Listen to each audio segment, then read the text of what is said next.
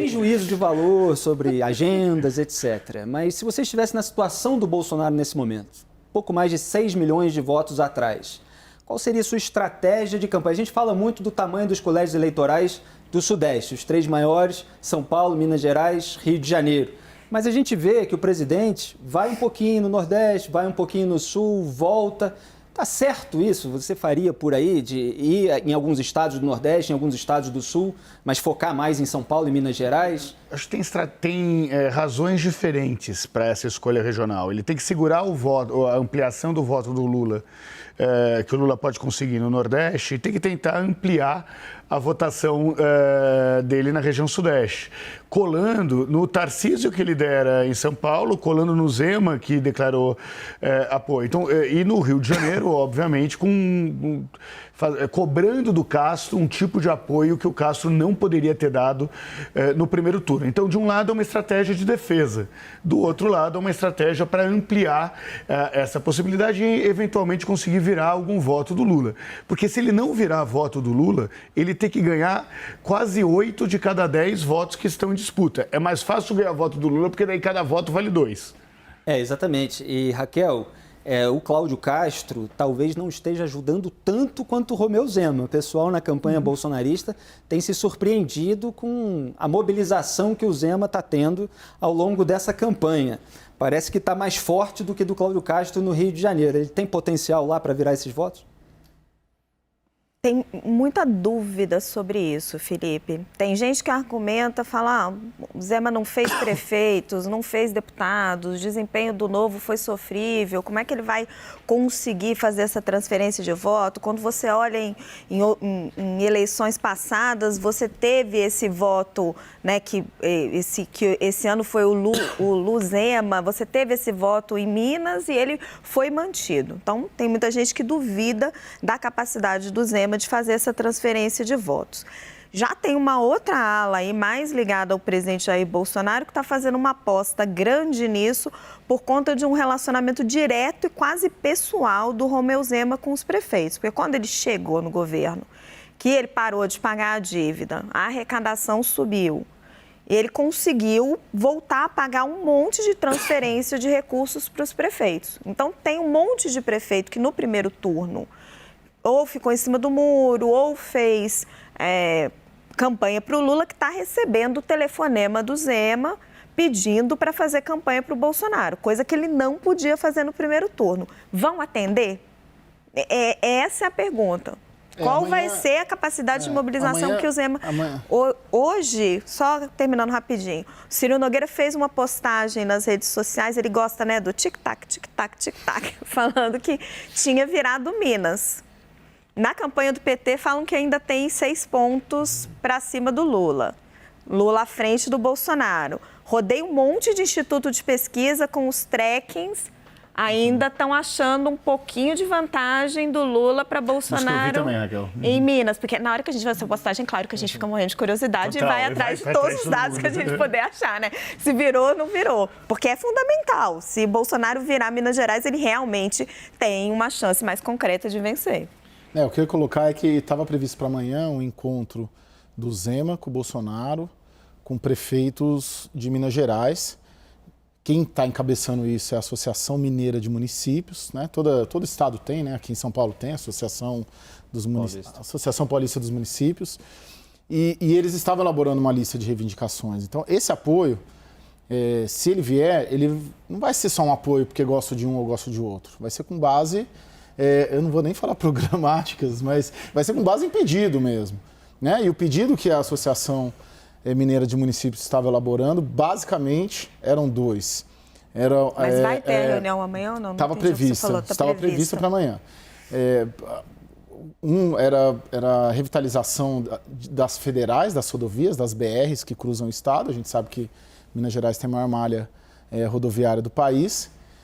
E o segundo ponto é uma revisão de alguns pontos ali da Lei Candir, né, que beneficiaria, que aumentaria o caixa dos prefeitos. Então, se o Bolsonaro chegar lá e fala, prefeitada, vou rever, topo essa pauta de reivindicações de vocês, isso aumenta o potencial. Eu estou dizendo isso para a gente não achar que é porque um é vermelho e o outro é verde e amarelo.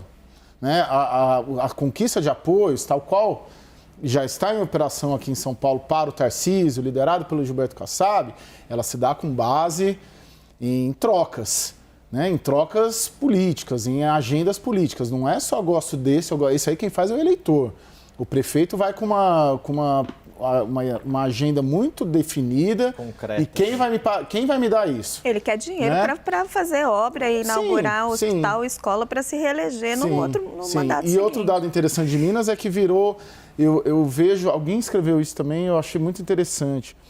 Virou uma questão Lula-Bolsonaro, mas virou uma questão Romeu Zema-Lula também, ali no estado. Então, quando o Zema vai e coloca a cara dele e fala, né, é o primeiro a manifestar apoio, ele tá em jogo o poder dele ali dentro, né? Quanto que ele vai conseguir virar ou não, se é que vai conseguir virar. Mas ele está fazendo isso de propósito, né? Ele quer se posicionar como uma liderança de direita. Sim. Independente do Bolsonaro vencer a eleição. Sim. Porque se o Bolsonaro perde a eleição, ele está posicionado como uma liderança de direita contra o Lula para 2026. É por isso que, para Minas, só serve uma narrativa para o Lula, a narrativa, inclusive, que eu já vi sendo testada pela campanha e por alguns fundos que tentam cravar disso, que é, ao invés de ir para o confronto com o Romeu Zema, o Lula virar e falar o seguinte: eu gostaria de deixar tranquilo tanto o governador quanto a população de Minas, que se eu for presidente, tratarei Minas como sempre tratei.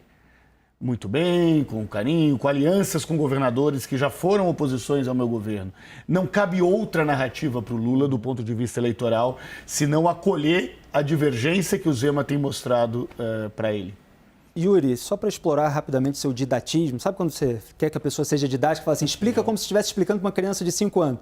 Então explica sobre São Paulo como se você estivesse explicando para um carioca. Como é que está a dinâmica de votos do Bolsonaro e do Tarcísio aqui? Quer dizer, eles têm mais votos no interior do que na capital? Onde que eles estão tentando buscar esse voto?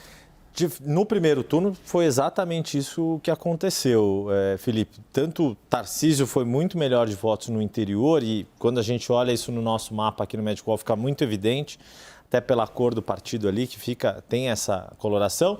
E o próprio, aliás, vamos usar? Acho que é mais fácil, né? Nada como ser mais didático. Falei do didatismo dele, ele levantou e foi pro quadro negro. Esse aí, Yuri P. Vamos lá, vamos mostrar que fica mais fácil, né? Aqui em São Paulo a gente viu aquela vantagem, mas pelos municípios, para mostrar aqui com Jair Bolsonaro que de fato deu um aumento. Opa, nosso mapa fugiu, peraí, vamos voltar de novo que o mapa...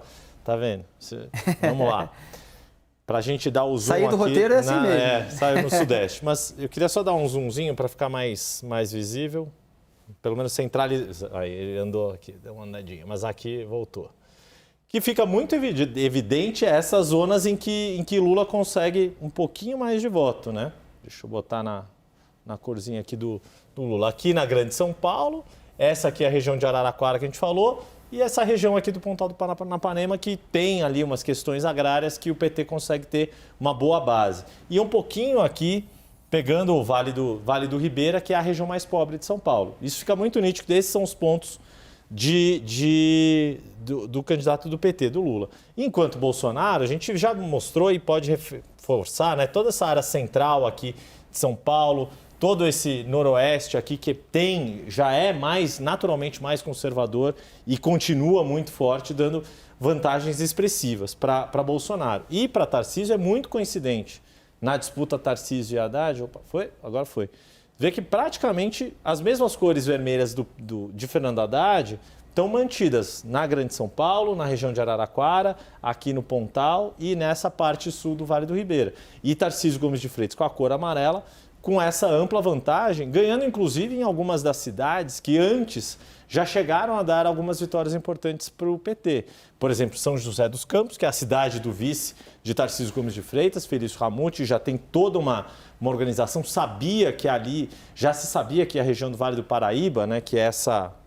Mostrar para o nosso amigo carioca. Vale do Paraíba você conhece, claro. Que é o caminho aqui, né? Passei por lá hoje. Passou então, exato. Então, inclusive por Aparecida, tão polêmica. Exato, Aparecida fica ali, São José dos Campos, Taubaté, Pindamonhangaba de Geraldo Alckmin e Ciro Gomes, etc. Mas ali já se sabia que era uma região bem forte do bolsonarismo, antes mesmo de abrirem as urnas no primeiro turno. O que foi surpreendente foi a performance de Tarcísio em algumas regiões aqui, como essa direção indo para Ribeirão Preto, em direção a Minas Gerais. E aqui já se imaginava, de novo, nessa parte mais a oeste do estado, que é mais conservadora tradicionalmente, já se imaginava que Tarcísio iria bem, como ele de fato foi. O que foi surpreendente é o governador Rodrigo Garcia não ter conseguido ganhar nem na sua cidade natal, Tanabi, nem em São José do Rio Preto, que é onde ele fez o Mas vai ser político interessante dele. ver do primeiro para o segundo turno, porque Bolsonaro teve mais votos que Tarcísio. Sim. E arrastou, né? Levou Claro, ele, enfim. porque tem No algumas cidades que segundo- Bolsonaro ganhou que Rodrigo Garcia ganhou. No segundo turno, a maior aposta é que Tarcísio vai ter mais votos do que Bolsonaro. Muito bem, vamos é uma- ouvir o presidente, é uma já que boa. falamos dele. Hoje, durante a agenda no Recife, Jair Bolsonaro disse que, por conta do Congresso eleito nas eleições desse ano, a chance de aprovar a redução da maioridade penal é maior. O Congresso eleito atualmente foi muito mais para o centro-direito. Então, pautas como a redução da maioridade penal, obviamente, caso seja reeleito, nós implementaremos e podemos dizer sim que temos muita chance de aprovar a redução da maioridade penal. Então, a molecada que rouba celular para tomar cervejinha, vai acabar essa mamata. E grande maioria dos jovens que são responsáveis vão ganhar sua carteira nacional de habilitação. Vamos nos dedicar a analisar agora os próximos passos da campanha do presidente Jair Bolsonaro. Segundo a apuração da âncora Daniela Lima, o objetivo agora é mirar os eleitores que votaram em Simone Tebet e Ciro Gomes, que ainda estão indecisos sobre o segundo turno. Também haverá um aceno aos eleitores que deram votos a Bolsonaro em 2018 e que não votaram no presidente nesse ano. Será divulgado nas redes sociais, com direcionamento específico para esses públicos, um filmete em que Bolsonaro afirma que, se algumas palavras dele impedem o voto de seu eleitor, ele humildemente pede desculpas. A mensagem central é comunicar ao eleitor sobre o que se chama de momento decisivo, eleição diferente das outras, e que não se pode deixar coisas menores, segundo a campanha de Bolsonaro, afastarem o eleitor do voto. Caio, eu vejo essa tentativa de reavivar o tema da redução da maioridade penal como uma volta um pouco a 2018, porque estava dentro daquelas pautas mais à direita, de endurecimento da legislação e que foram escanteadas ao longo do governo. Aliás, a redução da maioridade penal foi aprovada numa casa legislativa e ficou engavetada em outra. Bolsonaro estava mais preocupado com outras coisas ao longo desses últimos 4 anos? Então, Felipe, sempre que eu vejo essa agenda, eu vejo, e ela aconteceu também não só em 18, mas durante o mandato, umas 2 ou 3 vezes, não sei se o Eduardo Bolsonaro trouxe, eu vou conseguir lembrar aqui, mas é sempre um momento que o presidente precisa reafirmar a questão dos valores, a questão da pauta da segurança pública, né? Então, assim, eu não vejo, se o Bolsonaro for reeleito, isso em fevereiro já está lá, pronto para ser pautado, né, com o apoio todo do Palácio do Planalto. Eu vejo mais como uma estratégia eleitoral de reafirmar, como você disse, essa agenda de 18 e em alguns momentos de dificuldade durante o mandato, essa questão voltou. Voltou porque o presidente precisava reafirmar quem ele era e o que ele defendia, muito embora em nenhum momento isso tenha sido, nesta legislatura e neste governo, levado adiante como algo super prioritário. Também penso que pode ser que aconteça se ele for reeleito, mas não vejo uma agenda inicial. Sobre o vídeo, eu recebi o vídeo... Cara, só desculpa, antes de você entrar no vídeo, que é uma questão chave, eu tenho conversado com alguns analistas políticos. E tem um outro, somando o que você disse, tem uma outra questão que é a chave. Quando ele fala isso, ele meio que obriga o Lula a responder a isso. Sim. E aí ele leva para o centro da campanha uma pauta conservadora que traz o jogo eleitoral para o campo de batalha do presidente. Sim, ótimo. Então, por exemplo, quando o Lula vai para a televisão responder que não defende o aborto, ele coloca esta pauta no centro do debate eleitoral. Sim. E essa pauta é favorável ao presidente Jair Bolsonaro. Então, além de reafirmar uma série de compromissos, tem que trazer para o debate eleitoral assuntos em que ele dialoga com o pensamento da maior parcela da população E ele vem brasileira. sendo bem sucedido Completamente nisso, né? bem sucedido. A gente está falando um monte de costumes, de religião. Totalmente. Ele está, desse primeiro para o segundo turno, com esse antipetismo todo que veio da urna, reavivando um pouco essa discussão. Por mais que o senso comum considere, e o senso comum o jornalismo, formadores de opinião, analistas políticos considerem que é um erro da estratégia do Bolsonaro, muitas vezes, trazer essa pauta, o fato é que a campanha do Bolsonaro, comparado com a campanha do Lula, tem acertado e tem sido mais bem sucedida, é uma campanha mais bem azeitada. Eles chamam isso de trazer o ponto para discussão. Na campanha do Lula, eles chamam isso do centro de gravidade da eleição. Já ouvi isso várias vezes. Quando, ali no começo da campanha, talvez até na pré-campanha, quando o Bolsonaro fez a reunião com os embaixadores para atacar o sistema eleitoral brasileiro, a campanha do Lula dizia que eles não podiam, eles, petistas, entrar na do Bolsonaro, né? Que o centro de gravidade da campanha seria carestia, fome, vida real da população. E que nesses momentos como esse da maioridade é exatamente o que você está falando. É o Bolsonaro tentando desviar o centro de gravidade do que a campanha do Lula acha que deve ser o tema principal da campanha. Agora, o fato é igual quando o Lula falou há pouco, eu queria ter falado, você não deixou, que você me interrompeu. Gente, ele tirou folga ontem, ele tá terrível hoje. Quando o Lula falou do orçamento participativo, por favor, também, né? Eu acho fantástica a ideia do orçamento participativo. Só que ela nunca foi implementada em nível nacional. Ela foi em Porto Alegre, tiveram algumas experiências. São Paulo, agora falar, vamos voltar ao orçamento participativo? Poxa. Eu tô curiosa do vídeo. Você não falou do vídeo. Em 13 anos, isso nunca aconteceu.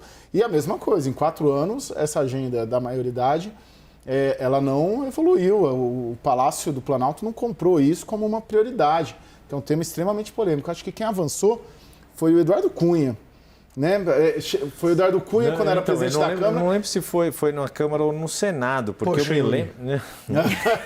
Às vezes foi na Câmara. Foi na Câmara dos Deputados. Foi na Câmara que teve a aprovação. No Senado, mas quem focalizava muito essa defesa era o Aloysio Nunes, quando era senador pelo PSDB. De falar, por exemplo, de se ter punição para crimes hediondos cometidos por jovens de 16 a 18 anos, com base no Código Penal e não no Estatuto da Criança. Houve muita discussão para tirar alguns crimes da redução da maioridade penal, e aí crimes que eventualmente eram cometidos em manifestações políticas, quando se partia para o vandalismo, aí muita gente não queria, porque eventualmente podia ser punido. Enfim, foi uma ampla discussão que depois foi completamente esquecida, foi deixada absolutamente Ela é usada como marketing eleitoral e marketing político em alguns momentos. A Câmara aprova em segundo turno redução da maioridade em crimes graves. 19 de agosto de 2015. Eduardo Cunha era o presidente da Câmara. Agora, Raquel, em relação a esse pedido de desculpas de Jair Bolsonaro, a gente ainda vai ver as peças, como é que ele vai fazer. Então, mas ele disse que recebeu, eu tô curiosa. Eu recebi. Então conta. Você não recebeu? Então conta, eu não. Não, é que eu acho que eu vou encaminhar pro Cláudio, mas é um vídeo, o que eu recebi, um ministro me mandou, o ministro de Estado, é um vídeo do TikTok, de certa maneira, o Bolsonaro dizendo exatamente isso, que a Daniela...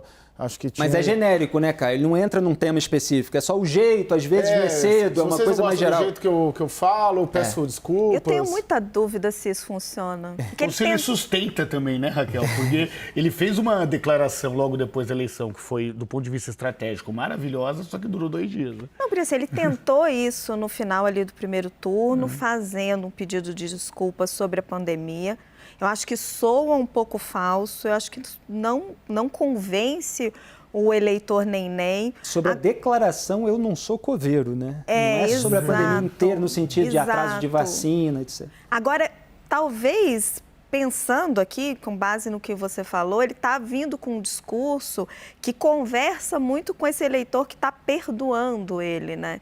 De que, olha, até uma entrevista do governador Romeu Zema sobre isso, em que ele diz, não, tudo que ele fala, essas coisas, esses ataques antidemocráticos, é tudo da boca para fora. O Aras também tem essa posição, que é retórica política. É tudo retórica política. Quando ele estava no governo, ele não fez nada. Eu acho que talvez seja para tentar consolidar essa imagem. Aí talvez com uma parte do público pega essa coisa mais geral. Agora, quando ele vai para o específico, aí é muito complicado, porque as declarações são muito fortes. Agora a gente vê isso, né? Turbinar a rejeição do adversário e suavizar a própria imagem, né, Renato? Não, é exatamente isso, ainda mais num segundo turno. De novo, é uma estratégia que, pelo menos no aumento da rejeição do Lula, tem surtido efeito. Né? Cresceu a rejeição do Lula do primeiro para o segundo turno. Yuri? A questão é crescer o suficiente, né? Se cresceu o suficiente ou não. Claramente, né? claramente. Será que funciona? Pedido de desculpas em cima da hora, de uma maneira mais genérica? Quando a Dani trouxe essa informação, eu acho que tem um outro aspecto também para se olhar, que era essa preocupação não só de fazer de uma forma genérica, mas também de fazer geolocalizado ali. E isso faz sentido, de novo, recuperando essa história de um aumento de votação de Bolsonaro em pequenas cidades, principalmente regiões norte e nordeste, que são as mais dependentes de dinheiro do Estado, né? Aquilo que a gente já falou, Raquel, nos dias atrás aqui, de economias que giram em função de pagamentos feitos pelo governo e dessa perda de eleitorado nas grandes cidades. Né? Eu mencionei outro dia o pesquisador do Sebrap, o Fernando Meireles, que é lá de Minas, que é muito nítido ali. Ele fez um levantamento também que tinha as cidades acima de 250 mil eleitores. E a perda de proporção de votos de Bolsonaro é generalizada. Tem raras exceções, pouquíssimas cidades em que Bolsonaro conseguiu aumentar a sua proporção. Das capitais, a única que isso aconteceu foi Fortaleza e só aconteceu porque Ciro Gomes desidratou, não por mérito próprio.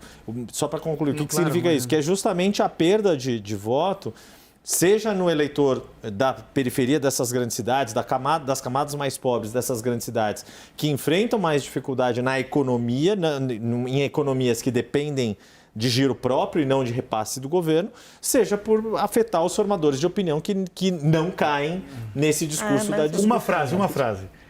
Não foi diferente, e em algum momento a gente pode ver na mágica, na reeleição do Lula em 2006. O perfil do eleitorado dele mudou também em 2006. Total.